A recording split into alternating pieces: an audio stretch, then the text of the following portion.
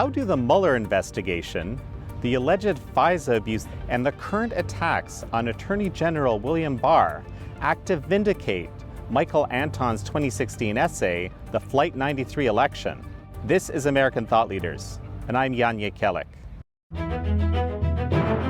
Today we sit down with the essay's author, columnist and lecturer Michael Anton, who worked on the National Security Council in the Trump administration and serves as a fellow at Hillsdale College and at the Claremont Institute. We discuss the Mueller investigation and its genesis, and what Anton sees as the administrative state's, what some people call the deep state's, threat to democracy. We also explore his approaches to immigration and border security, how concepts of justice differ between left and right, and the future of the Republican Party. Michael Anton, excellent to have you on American Thought Leaders. Thank you. So you wrote the famous or infamous, depending I guess on who you ask, essay, The Flight 93 Election. I want to talk a little bit about the current news of the day, what I'm seeing on our front page, because I feel it's very relevant to the essay, and maybe you can comment on this. So, you know, we know now there was no collusion. The Mueller report is out. The Attorney General, William Barr, he found there was no obstruction. Mueller took no issue with this. But on our front page, we have a story about how the Democratic Party leadership right now is attacking the Attorney General. And as I was reading the essay, and again, after the fact, it struck me that a lot of what you wrote about in the essay is kind of playing out in front of our eyes. I'm wondering if you could comment on this. Well, for one thing, first of all, I just want to say Mueller did take some exception. He reportedly, he sent a letter to William Barr, the Attorney General, and people around Mueller must have leaked the letter because the letter was published, complaining not about the substance of what Barr said, but just saying, well, you mischaracterized it, and essentially, I wish Trump had gotten more negative press coverage out of this. I don't know how that would be possible, to be honest. That's how I read it, right, too. But anyway, so he's not entirely happy. But yeah, look, among the arguments that I made in the Flight 93 election is that the permanent machinery of the government, or what I term, borrowing from my teacher, John Marini, the administrative state, is in hands that are unfriendly to small r, and certainly to capital R, Republican politics. And a Hillary Clinton election would have cemented that hold, I thought. Just because Trump won doesn't mean that the hold suddenly became loose, but it shook. And it's more tenuous than it would have been the other way. But what we're seeing is certainly, I think, why not say it, a vindication in a way of what I wrote, because all of this, look at what the administrative state, and look, let me back up a second. When most people say administrative state, if you've heard the term, people tend to think of domestic policies, economic regulation, environmental regulation, product regulation, things like that. All true, but there's another layer to it, which is the national security side of the government has an administrative state too, or the administrative state also operates on the national security side. And what we now know, what we're realizing in hindsight as new facts become uncovered, revealed, leaked, whatever, that the administrative state was using its powers of surveillance to surveil a rival political campaign, presumably for the purposes of ensuring that that campaign did not win the election. I don't think that's ever happened before. I mean, there have been a lot of governmental abuses that have been exposed. J. Edgar Hoover's FBI was up to things that nowadays we would find shocking that were exposed afterward, the CIA and the church committee. So things tend to come out over the, if sometimes it takes a while. I have not yet seen an example of an exposure of the administrative state or the national security state spying on a presidential campaign until now. This seems to be unprecedented. And it's absolutely, I had no idea. When I wrote the Flight 93 election in August of 2016, this was an operation that was then running. I mean, they were listening to people's phones, and they were sending agents, government agents posing as campaign operatives to the Trump campaign to see what they could get. All that was ongoing at that time. I had no idea. But the warning that I made certainly is consistent with that activity. So I saw in another article that it's actually what we've called Spygate, and you're calling Setupgate, I think. Yeah, I did. Why Setupgate because exactly? It was clear that there was an attempt to set up the president. They say that, well, we know we had this evidence of collusion, and so we'll go look for it, but not really.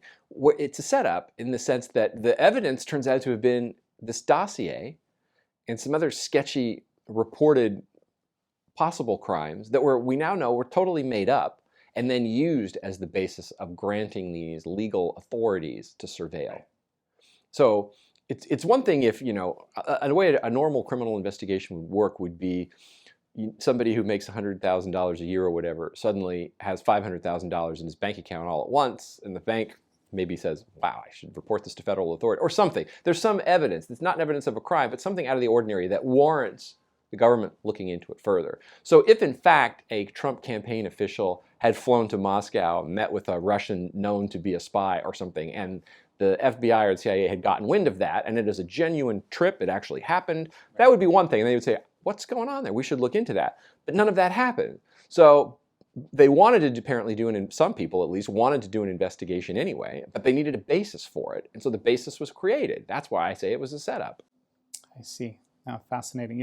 Actually, I was also reading today that 2/3 of Americans, and I think this is a CNN poll, actually are interested in the origins of the, They should be. Look, because of first the Cold War and then 9/11 and the War on Terror, American people have granted the federal government and the national security bureaucracies of the federal government extraordinary powers to surveil people all over the world.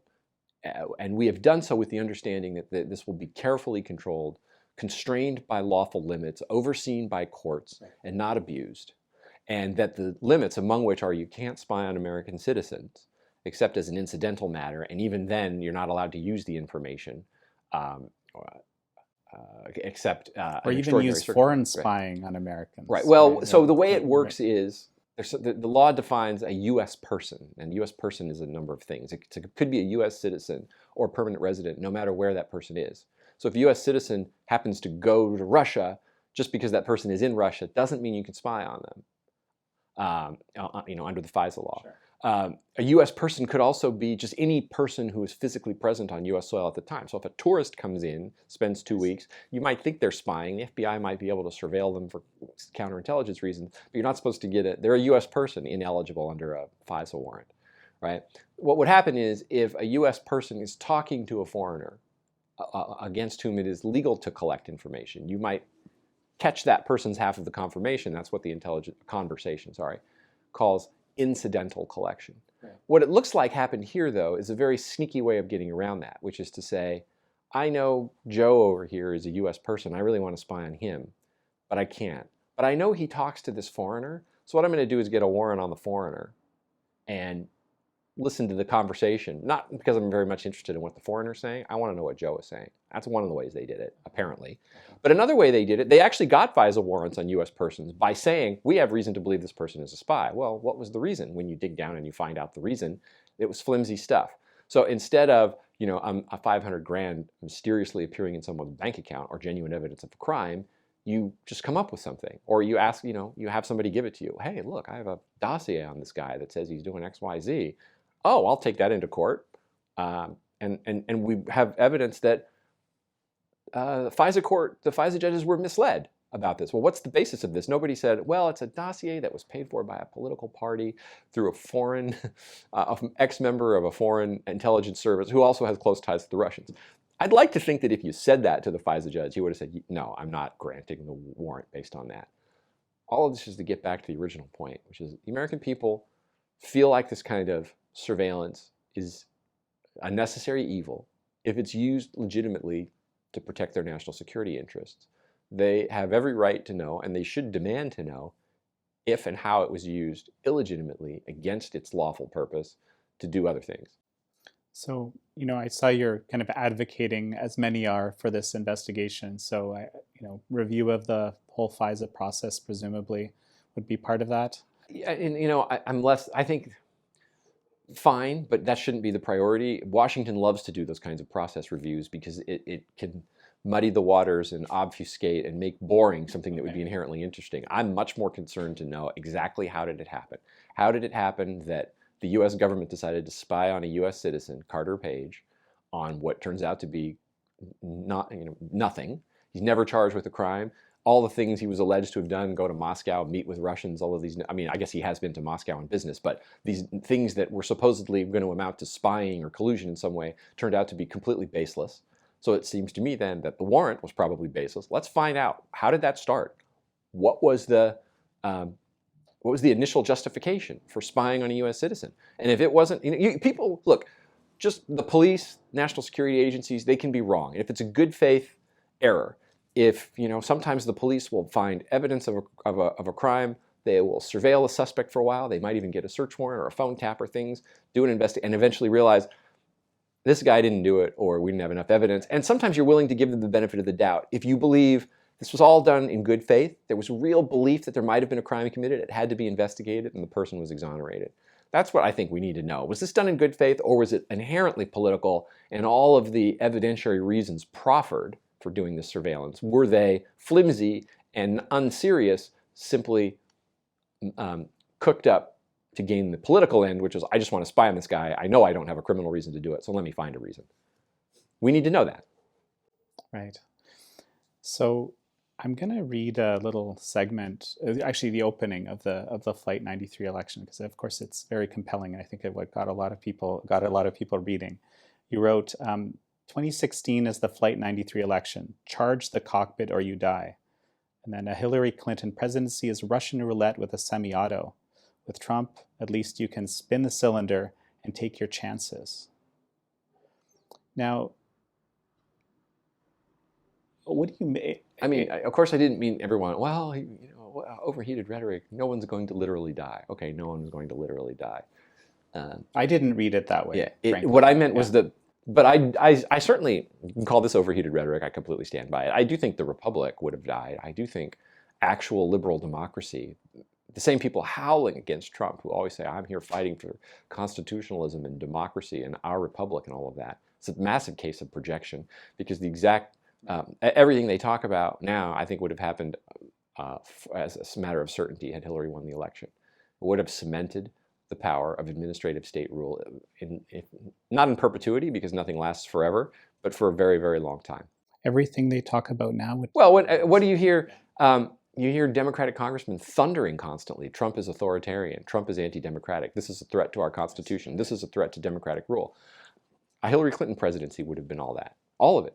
It would have been the ascendancy, I think the final ascendancy of the administrative state. It would have meant that elections would no longer really have any meaning at all, except to and certainly not national elections, except to the extent of deciding who gets to preside over and run the administrative state and live in the big house.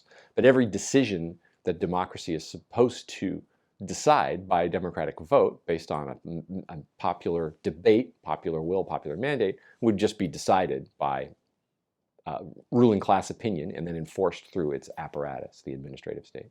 What, in light of what you just said, what do you make of the current attacks on the Attorney General?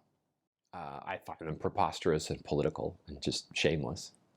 Look, the Attorney General had nothing to do with this investigation.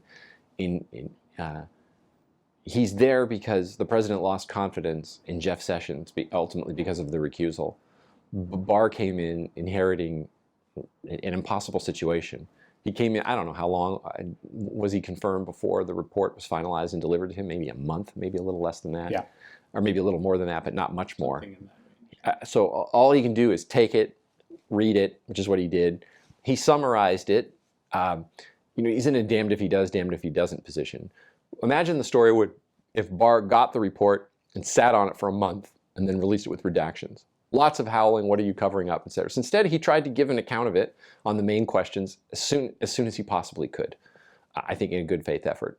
In the famous, I mentioned Mueller's letter, they had a phone call, it was reported. Mueller called him to express concern, and Barr said, according to the reports, is anything in my letter inaccurate? Mueller reportedly said, no. So the letter, the author of the report himself admits the letter accurately characterized the two main findings. We found no evidence of collusion, and we couldn't decide the obstruction question either way, but notice they didn't recommend a charge. And so Barr took it on his own authority, which is, of course, it is his authority as the Attorney General to decide whether it merited a charge, and he said no on essentially two factors. One, there was no obstruction usually requires an underlying crime. You can't obstruct justice if you weren't actually guilty of something in the first place. Not 100% true, but mostly true. That's usually the standard. And then he also said something I think that was very important. He said, look, I'm making this determination independent of the president's status as a constitutional officer of the government. In other words, based on the evidence presented, even if President Trump were a private citizen, and I read this report, I still wouldn't charge him with obstruction of justice as a prosecutor. So nobody can say, well, this is just presidential immunity and he's above the law and getting away with it. So Americans spun the cylinder, as you described, and elected President Trump and the Trump administration. And I think I saw you write that he's now mounting the first in a generation defense of the American Constitution, true defense of the American Constitution. Is this how you read it? It's the first real, well, it's implicit in Trump's case. Trump is not a movement conservative. He's not a Ronald Reagan who came up through the movement, at Bill Buckley's dinner table and reading National Review and, writing radio commentaries and touring the country giving speeches on conservative principle and things like that. And yet in his own way, he is mounting a defense of the Constitution in a way that, I hate to say it because I worked for him, I don't think George, except on certain areas of executive power, but George W. Bush didn't, in a way. Trump is here in large part, because he sensed correctly and appealed to a lot of people who believed that the parties had merged and that on important big questions, there wasn't much of a difference. And so I think how to interpret the Constitution, how to operate the Constitution is part of that.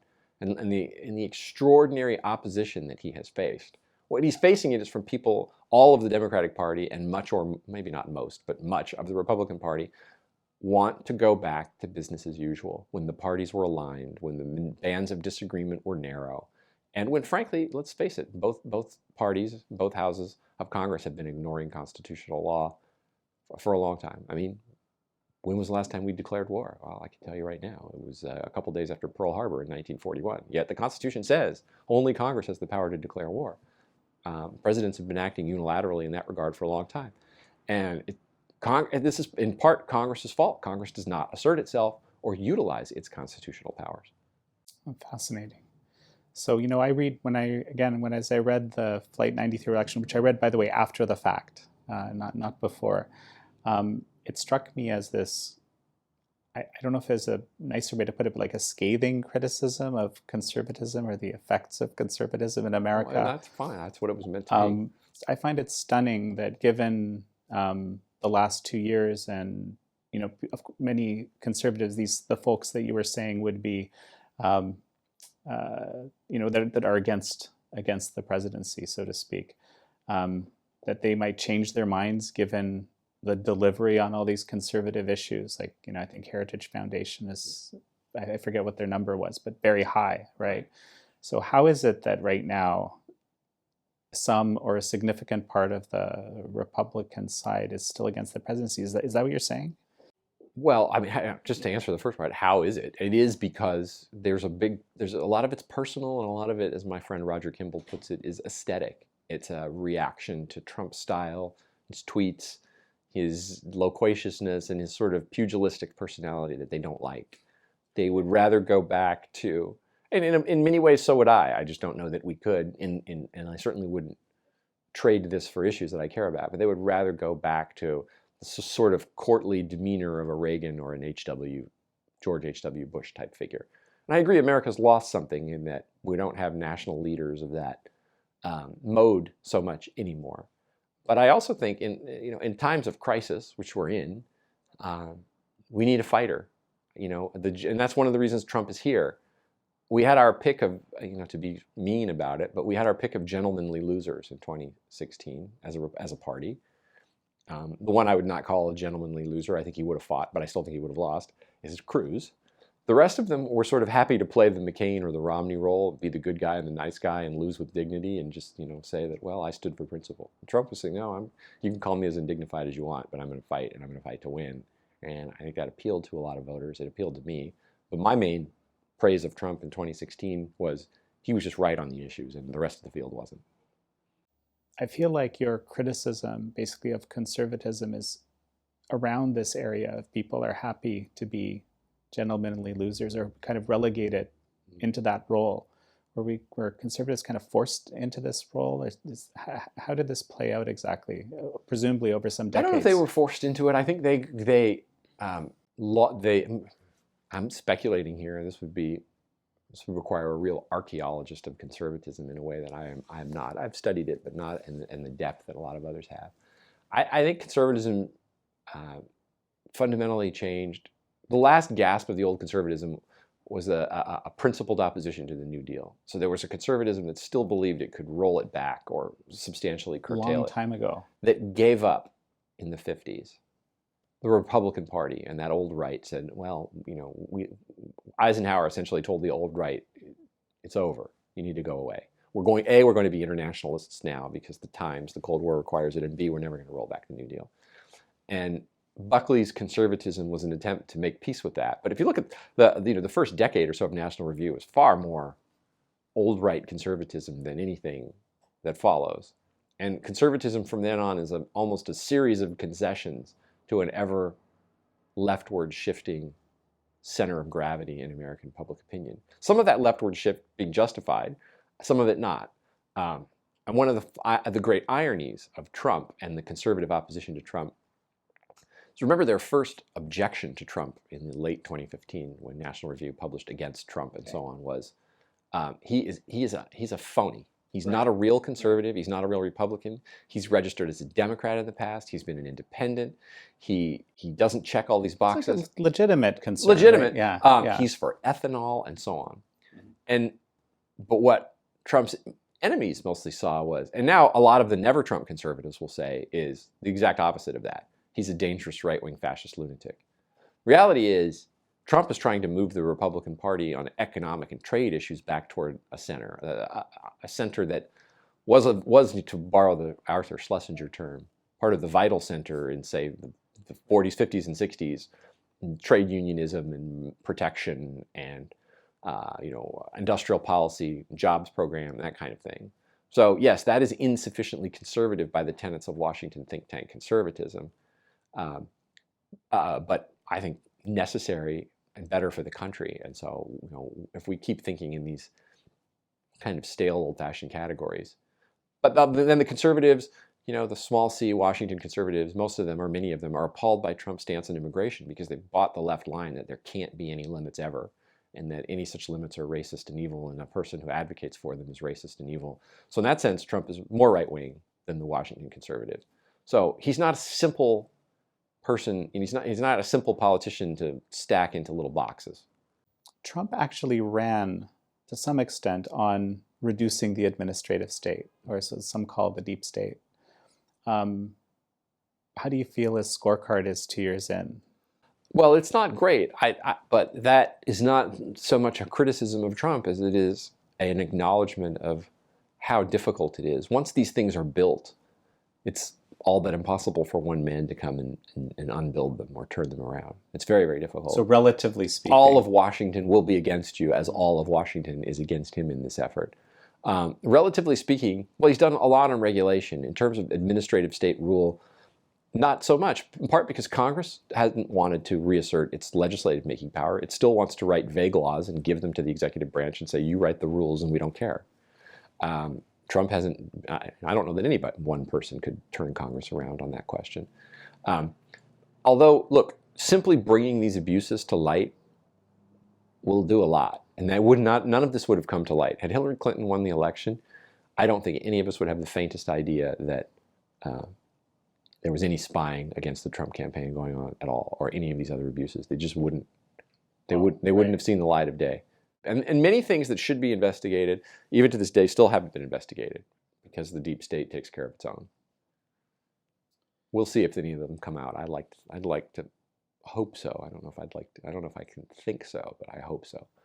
So there's a fascinating irony to this in the end, that because this, unprecedented action of spying was taken, now that it's going to be investigated, it'll actually bring to light some of, if I read you correctly, this administrative state reality that is one of the biggest threats to the nation, as you argue, right? Well, I mean, threat to the nation how? Look, this is not an optimistic thought, but it's a true thought that the nation, in terms of a country with a territory, with a people and an economy, can go on under administrative state rule. It'll be, you're going to wake up once administrative state rule is cemented and the Constitution is behind you, and a lot of things are going to look the same. Your car's still going to start. You'll probably still have your job. The money will look the same, and so on. But you will have lost something in terms of your ability to really direct what the government does, any individual citizens or the citizenry collectively. Once the administrative state is firmly in power, we won't be any kind of democracy or constitutional government anymore. So that we will have lost if that happens. Okay, so what's the counter to this? Well, you mean how do you reverse it? How do you stop it? Well, presumably. I mean, hopefully Trump is just the beginning of something, of a movement that either transforms the Republican Party, or if the Republican Party declines to get on board, it just withers away and is replaced by a kind of constitutionalist, populist workers' party that, Buckley fusionism, famously, Buckley, what he did is he put together disparate parts into one party, the anti-communists, the religious and traditional conservatives, and the economic libertarians. The future of a new Republican Party will be, strong constitutionalists in an anti-administrative state coalition, a workers' party that is very strongly for things that raise middle and lower class wages and working class wages, so immigration restriction, trade barriers, industrial policy, infrastructure spending, things like that, and a kind of, for lack of a better term, a foreign policy, the foreign policy realists, or the foreign policy part's going to have to be built from scratch, because there's a constituency for doing less in the world, for stop trying to take on unrealizable projects, but the existing schools don't quite meet the bill. That'll have to be built. But in any event, that'll be the third leg. If there's a new fusion, that'll be the third leg. So to repeat, it'll be the constitutionalist and anti-administrative state, the workers' party, which is immigration, the things that tighten the labor market and boost wages, immigration restriction, industrial policy, tariffs, infrastructure spending, that kind of thing. And then the more restrictive, focused foreign policy. If you can take that and build a coalition, either make that the basis for a transformed Republican Party or the basis for a new party, then we have a chance to do some of the stuff that needs to be done. A lot of the people who run the Republican Party right now are definitely not going to want to see that happen, because they don't really care that much. They pay lip service to constitutionalism in the administrative state, but they never do anything about it. They're opposed to immigration reform and any kind of trade restrictions because they are completely allied with big business, Chamber of Commerce type interests who don't want that, and those are their donors for the most part. And some people say there's a monetary aspect to this too. I'm less convinced of that, but there's definitely an ideological aspect of the right which says we need to have an expansionist foreign policy. So the Republican Party as it currently stands is just not, there will be a lot of resistance to reforming it along those lines, let me put it that way. That doesn't mean it can't be done, but it's not going to be easy. So, well, do you have any, can you chart a course or a few ideas of a course in your mind? Pick one of the pillars, you name three. Well, I mean, build a wall, okay? First of all, build a wall. Second of all, reform the existing immigration system. When you say build the wall, you mean like just literally the comprehensive set of... Look, I don't necessarily know that it has to be comprehensive. We hear this argument all the time. Well, there are parts where a wall doesn't make sense. I say, okay, maybe. The problem is I don't trust any of the people who say that. When I hear someone say that, I immediately think they're just saying what is a partial truth in order to undermine the case for any wall at all, right? Okay. If somebody who I know is firmly for a wall because they really don't want a million, whatever it is, hundreds of thousands of illegal immigrants coming to the country a year, come to me and say, there's this 10-mile stretch in this part of New Mexico where you really don't need a wall because there's a giant cliff and then there's a moat and then there's alligators and stuff. It's useless there. I would say, I believe you. If Tom Donahue from the Chamber of Commerce comes to me and says, we don't need a wall, I go, I don't believe you. You just want as many immigrants as you can to pound down wages and to serve as consumers in American society. We've tried it your way now for decades. It's working out for your constituents, meaning big business, and the financial sector. It is not working out for the working class and the middle class. So, yeah, and you have this what I thought, convincing to me argument and thoughtful argument about the need for, controlled, measured, thoughtful immigration. Can you expand a bit on that? Well, look, first of all, there's a theoretical level and the practical level. I'll just start with the practical. I don't even need to go into the theoretical maybe, but the practical question for any country on immigration should be, do we need people? And if so, where and to do what? Now, does the United States at population 330 million need more people? I asked that in the Washington Post op-ed, and my answer was, I don't think so. Make a case for why we need more people. Most people would say, those who would make the case is, for jobs Americans won't do because the labor market is going and begging. To which I respond, well, economists will tell you that wages have been stagnating or even falling for decades. Sometimes, some put the peak American wage in as long ago as 1970, almost 50 years ago. Right. You can play with the numbers, maybe say it's 40 years ago, 35 years ago, whatever, but a long time ago. Or to the extent that wages have been risen, that wage gain has been completely hollowed out by the rise in healthcare costs. We finally now, for the first time really since the mid-1990s, have a tight labor market that is boosting wages. Why would we? Now, it's no wonder, of course, that the Chamber of Commerce types say, we need more immigrants than ever, because they're paying more in labor costs. They don't like to do that. I would say, let's take advantage of the tight labor market to keep on boosting wages for the benefit of American citizens and people already here. I don't see that we need more people for that purpose or for any other purpose. Long ago, the United States, the original immigration policy of the United States after the founding was, we actually do need more people because the country is so populous and we're so thin on the ground, we're afraid we can't hold it.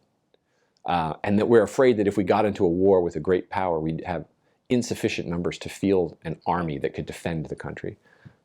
That I understand, a case for more people.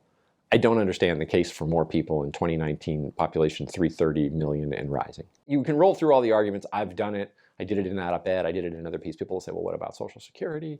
What about the fact that demographic trends are such that, we're below replacement for the native born and things like that? All of those have answers. I'll just give you the second one for, how do we know that with immigration puts downward pressure on wages, upward pressure on housing costs and rent, right? So of course, when your wages are falling and your expenses are rising, one would expect birth rates to go down because it becomes too expensive, and age of first marriage rises and things like that. You would expect birth rates to go down. Why don't we see what happens if we took away one of the main drivers of those two factors, that is to say wage suppression, housing cost, inflation, and see if birth rates didn't go up? I think that's worth a try. I think that, in fact, should be one of the main, if not the main, focuses of domestic policy is, let's see if we can get native-born birth rates to go up. People say in surveys, do you want more kids? Most people say, I did. How many did you have? I had one. How many did you want? 3. Why didn't you have more? I couldn't afford it. It's a very common answer in these kinds of surveys. Well, public policy should be focused on what we can do about that. And I can tell you that, continued mass immigration doesn't help that. It does the opposite. Well, I found it really interesting. One of the arguments that I've seen, which is, I think it's certainly worth considering, is just like, we have it pretty good, and we should share that goodness with others, right? But you seem to argue that, well, unless you have very clear policies that facilitate assimilation and people learning the Constitution and the value of representative government or Republican government and so forth, that you're not going to have that good thing for too long. That's a very interesting argument. You won't have it forever, for sure. But also the argument, we have it good, let's share it. I suppose so. But there are other ways to share it than to keep the border open, which we have effectively done. Right. And let's keep in mind, if we were to decide collectively, which we certainly have not done, if we were to have a national debate and decide collectively that America owes it to the world or to humanity or something to reduce its own standard of living so as to raise the standard of living of others, let's do that consciously, knowing what we're doing, and so that it's clear in the minds of all the people that this is what we're doing, and we're doing it because it's just, and you understand it, and you voted for it. That's not what we're doing. What we're doing is we're lying to people and saying mass immigration benefits everybody. It benefits the economy, which is all good for you. And then we have economic sophists come out and say, oh, no. The wage declines of the last 50 years and, has nothing to do with a rapid increase in the supply of labor. It's a kind of a form of gaslighting, to borrow a term from a famous 1940s movie where you just You essentially lie to someone to convince them that they're insane. And people, they've heard it for so long that they knee-jerk say, yeah, I guess the law of supply and demand doesn't apply to labor, so America could be population 1 billion and that would have no downward pressure on wages, which is, of course, completely preposterous. So if it's true that because we have it so good, we owe it to the rest of the world to have it less good, we should be honest with the American people that that's what we're doing. You're essentially affirmatively voting for a decrease in your standard of living, a lowering of your wages, a upping of your housing costs, and all these attendant costs. Now, do you want that? No one's. And people will say, and then I'm sure there would be some left-wingers who would, if we were to have an honest debate like that, which we never will, if we were, some left-wingers would hector the American people, as you will see occasionally when they want to be very honest, and say, of course you should want that, and you're selfish if you don't. Why do you need a 4-bedroom house with blah, blah, blah? You could be just as happy on much less and with, in a neighborhood whose density is a quadruple what you're used to now. You're just selfish because you like this American standard of living from the mid-20th century, which is, an inherently bad thing because it somehow detracts from the rest of the world. They'll say that. The more honest or angry will say that openly, but few of them do. I want to pull out a few kind of interesting lines I read, things that made me think a bit from Flight 93 and some of the writing that you've done around that. One of the things that you wrote was that the professional right correctly fears that a Trump victory will finally make their irrelevance undeniable. Can you speak a bit to that? How's that played out? Well, if the professional right had had the influence it thought it had, Trump would never have got the nomination, much less won the election. They wanted to stop him get the nomination. Interesting point. They wanted to stop him winning any primary. They wanted to blow him out early as a humiliated figure, as a clown who, sucked up all the oxygen in the second half of 2015, and then when the first time was put to a vote, lost humiliatingly and had to slink away. And time again, they were proved irrelevant. Now, they're not entirely irrelevant. Obviously, maybe I was a little too sanguine in that Trump has governed as a conventional Republican more so than any of us would have expected based on the 2016 record. And some of that is owing to the persistent strength of traditional Republicanism in Washington that either doesn't want to or could not help Trump deliver on his core promises. I think it's mostly that they didn't want to. And then came to him and said, well, the things that you want to do that we want to do, let's work together on, such as judges and tax cuts. And Trump needed ways to hold the caucus together and hold the party together. And so he was able to deliver on those. And many of those things, then the traditional right has said, hallelujah, he's better than we thought. But I do think, though, in the main, they have been proven irrelevant because this is just a dying ember of a party and a conservatism that's never coming back. It doesn't, yes, if I could wave a magic wand and make the Trump administration look more like I wanted it to look, it would look a lot more like the 2016 campaign than it does. And that is because of the residual strength of the Republican elected officials, the donor class, and so on, is actually stronger than maybe I thought, or even at my most cynical. But I do think it is a fading ember. It's not coming back. There's a lot of sentiment in Washington along the lines of, we'll just wait this out and it will be over soon and we can get back to normal. I think that's wishful thinking on their part. We're not going back to what they want, which is the party of 2012, 2008, 2004, 2000. The party may in fact die, but it will then be replaced. The party will either become Trumpian or it will be replaced by a Trumpian party, it seems to me. So this is a more kind of, I guess, theoretical question. And I wonder if you could break this down for our viewers a bit. You mentioned kind of different, let's call them different models of justice, of the concept of justice between the right and the left. And I think that's just something that a lot of people don't understand. And I don't think I understood it when I was reading, and I found it fascinating. Well, what I meant was we should believe one thing. And conservatism, in fact, lost its way in forgetting what it's supposed to believe, or oversimplifying and trivializing what it was supposed to believe. So I tried to summarize the right way to look at that through the lens of the founders and Lincoln and conservatives who actually knew what they were talking about, as opposed to, I think, the majority of Beltway conservatives today. And then I said, look, the left is in for something entirely and completely different. But they do have a theory of justice, and I try to describe what it is. And that theory is it's a combination of redress of past grievances, zero out the ledger, as it were, And I did describe it in ungenerous and unsubtle language at one point as the second pillar. It's a kind of a revenge plot. Left, they're How sort so? of like, well, they say, my group suffered this in the past. Your group did it to me. Therefore, you need to suffer now or in the future. And that rings very, very scary, I think, to a lot of people, to a lot of Americans. Slavery above all. So how do you square the ledger for slavery? Well, one way is reparations. Okay, that's a thing now. This is an idea that's been very fringy for a long time. Nobody thought it would go anywhere. It gets revived by a famous Atlantic monthly essay, I don't know, 2015, not that long ago. But even then, is it going to catch on politically? And now you have leading candidates for the Democratic nomination saying that they're for it. Well, who pays it and who gets it? This is a big question, right? Ronald Reagan paid reparations to Japanese Americans who their personal selves had been physically interned. In other words, taken from their homes and put in a camp during World War II because there was a thought they might end up being enemy agents and engage in sabotage or something. Nobody did, of course. And this is now, in hindsight, of course, widely regarded as an injustice, redressed by payments to the people who actually suffered. Right.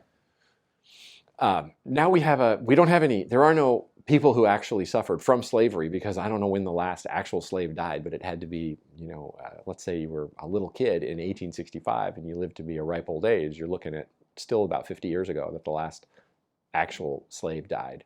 So we have to extend it out to their descendants and their descendants and their descendants, but then do we extend it out to people such as, for instance, Barack Obama, whose father was African, but had never been an American slave, because the first time he came to America was in the 50s to study at an American university. But according to the left-wingers don't really want to think this part through. They just think in categories of good and bad, and there are certain people who are good and certain people who are bad.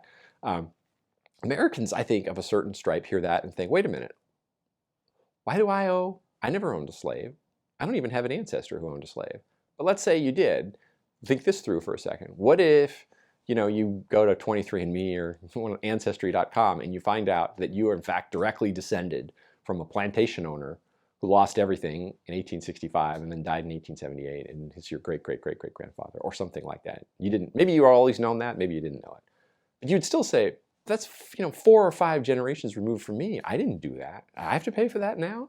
Then there are people who will say, well, my ancestors fought in the Union Army. Do I have to pay for that? And then there are people who will say, my ancestors came through Ellis Island after the Civil War was over. And then other people will say, my ancestors came here like in 1975 as a refugee, from the communist government in Vietnam. Do I have to pay? There's a matter of hereditary blood guilt to it that I think is anathema to any sense of justice that I can really think about, but that very much grips the left right now. And it's almost the opposite of what they used to say they stood for. Now you're guilty because of who you are, and it's an inexpungible thing.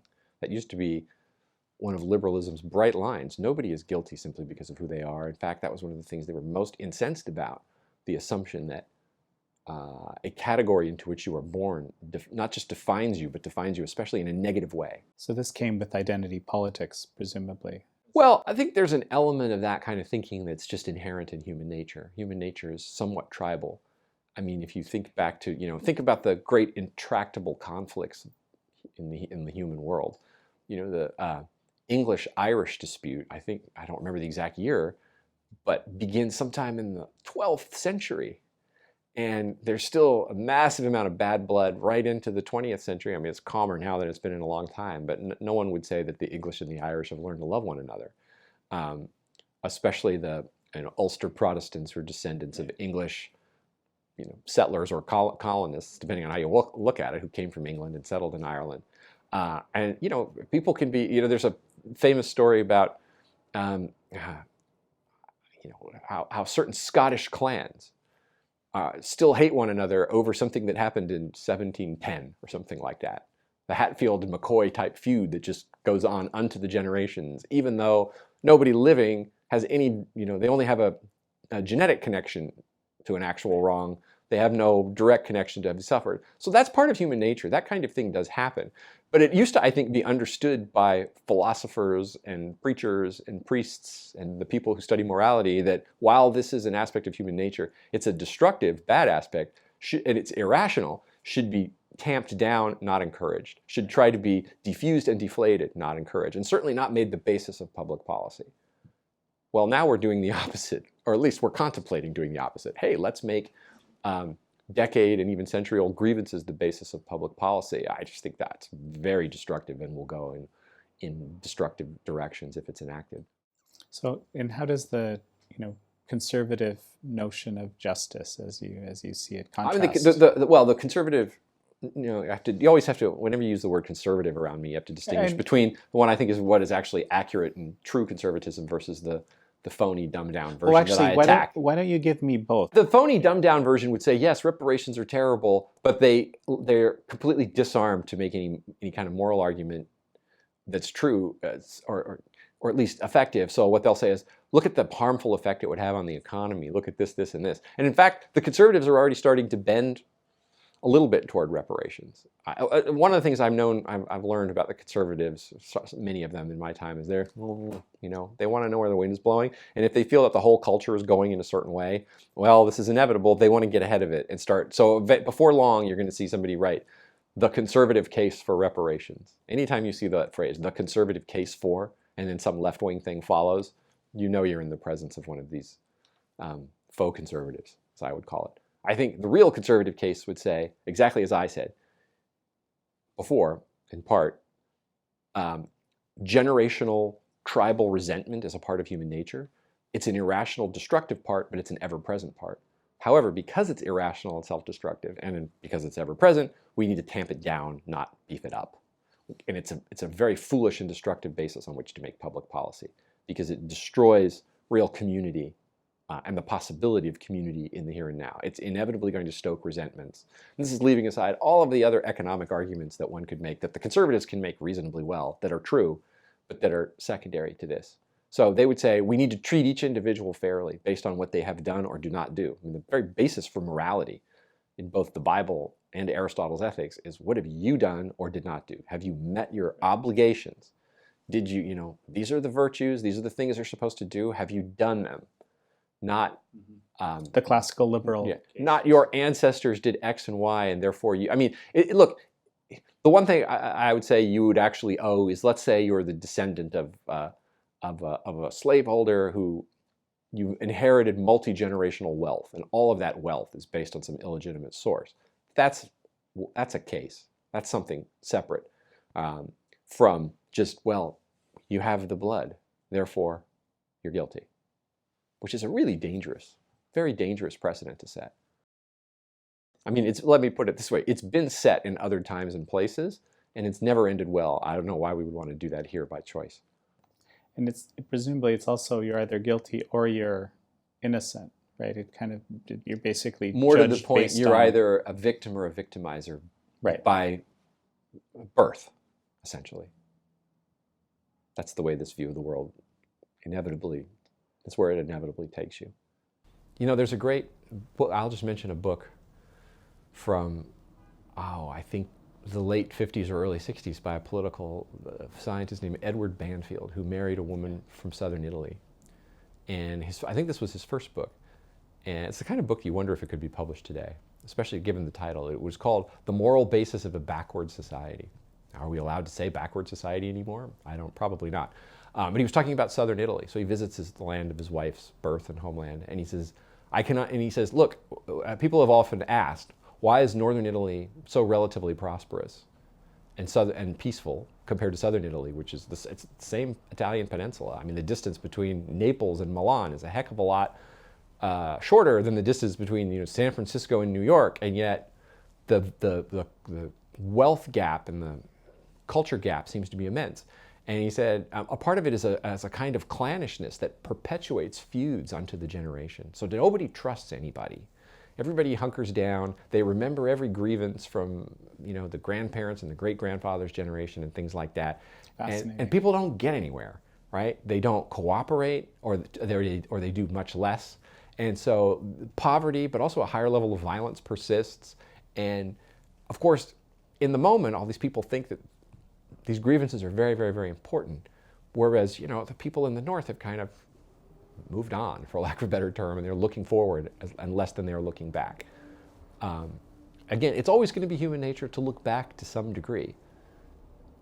Do you want public policy to encourage what is an irrational and potentially self-destructive part of human nature, or do you want public policy to try to tamp it down and diffuse it and point human energies in more productive directions? That's the question for now, for our time. It's a great question, and I've actually been, and I'll tell you what some people would say to that, and I've actually been asked that or told that. Well, that's fine and dandy, but you and I, as white guys who are kind of at the top of the pyramid, so to speak, if we do it that way, then we get to keep enjoying our relative privileges, right? Okay. Well, okay. First of all, I debunk the whole notion of white privilege. I think it's preposterous. So, for instance, just the other day, I saw a clip of Joy Behar, who is one of the hosts of The View. I don't know what she earns being a host of a daytime television, extremely popular, highly viewed, long-running daytime television show, but it's in the millions of dollars a year. So she's not Certainly. low paid. She lives in one of the most expensive cities in the world, and used to be the most expensive city in America. San Francisco has, I think, passed it on a per square foot basis. But there are certainly more great and glamorous apartments in New York simply because of its size than there are in San Francisco. I don't know where she lives, but I bet it ain't in some fifth floor walk-up where she's paying, and she has to deal with cockroaches. I bet it's a gorgeous apartment in the heart of Manhattan with dramatic views. And she was saying essentially that broke coal miners, because they're white, have some kind of privilege. And I'm saying, Joy Behar, you're one of the most privileged people I can think of off the top of my head. You not only do you have wealth and prestige and power, you have this mass audience through whom you have influenced generations of people over, I don't know how long she's been on the air, but 20 years. If you're not privileged, privilege has no meaning, okay? So I just reject the premise, first and foremost. Second of all, I would say, I don't know what your background is. My background is all through Ellis Island immigrants who came to the country after the Civil War. In what way am I responsible for it? I don't see that. I certainly know that I personally am not responsible for it. I do think, as I think I said in one of my essays, nations do bear collective guilt. This is why because nations mobilize national resources on behalf of policies that have to make up for, to the extent possible, national sins, national crimes. Okay, and we also have to recognize the limits of human power and endeavor. That not all crimes and sins can be made up for. As Abraham Lincoln said at the second inaugural, can you really fully? He didn't say this exactly, but you can tease this out of one of his thoughts. 200. He refers to 250 years of unrequited toil. How do you pay all that back? Every drop of blood drawn with the lash, he says at one point. There's a limit to what humans can do. And if we make the basis of public policy, well, we can't move on until it's all been paid back. We don't even know how we would define how it's been paid back. But we do know as a practical effect that we're not going to do anything productive until it's done. Until we move forward. We're going to increase resentment. And, how are they? I don't know that it's necessarily, in fact, I'm saying that too softly. I'm pretty sure it's not good for the supposed recipients of this. The lives of, I was going to say former victims, but that's not even accurate. The lives of descendants of former victims, I think, are improved by doing concrete things in the here and now, by their doing concrete things, and by public policy focusing on concrete things in the here and now, such as, if we could tighten the labor market, we could raise wages, we can improve schools, we can do all of those things that are very hard. They're hard enough to do. Hard enough to do. I mean, some things are easier than others. I think America its record at school reform is mixed. Its record at tightening the labor market, we know how to do that. We've just right now choosing not to do it because we've essentially doing the bidding of wealthy donors and wealthy interests everywhere who don't want it to happen, and then we allow sophists and others to tell us, oh, it's impossible, it can't be done, so therefore don't try, when we know it's possible. I just think all of our energies would be much more productively spent on those endeavors than in looking back. And especially if you take the left's own rhetoric seriously, they will say, and have said, a phrase that gets kicked around is a debt that can never be repaid. In other words, the debt is so vast. Right. Well, if that case, then that means either you don't try to repay it. There's two answers to that. Why do we have bankruptcy courts? You go to the bankruptcy judge and say, I borrowed $1 million to build a shopping mall. The mall went bust. I don't have the million. I'll never have the million. There's no realistic way for me. So you get your debt discharged because you can't repay it. The other conclusion you can draw from that, well, I realize you can never pay it all back. That just means you're just going to keep paying whatever you can forever. And that's where the left's head is right now. And that's just a recipe for regression, resentment, stagnation, and a kind of, I think, just a dysfunctional, dismal society. So you, in the essay, you wrote, defending America and the West is thought to be the province of conservatism. And certainly thoughts by conservatives that way, but it also struck me there's probably a lot of people in America who definitely don't see themselves as conservatives, but who also see defending America and the West as their thing. Right. Well, I don't know. Is that true? Maybe it is, but it's certainly what conservatives think they're doing. I think conservatives say this supposedly is our fundamental purpose. We defend America, we defend the West, broadly understood. And we do so on behalf even of people who don't think about those things, who maybe implicitly love America and the West, but are not intellectuals, are not political, who just want to do their jobs, live their lives, and raise their families and so on, but who implicitly need a defense, and we try to provide that. What I think, in mid-20th century, yes, there were a lot of people on the left side of the spectrum who would say we're defending America and the West too.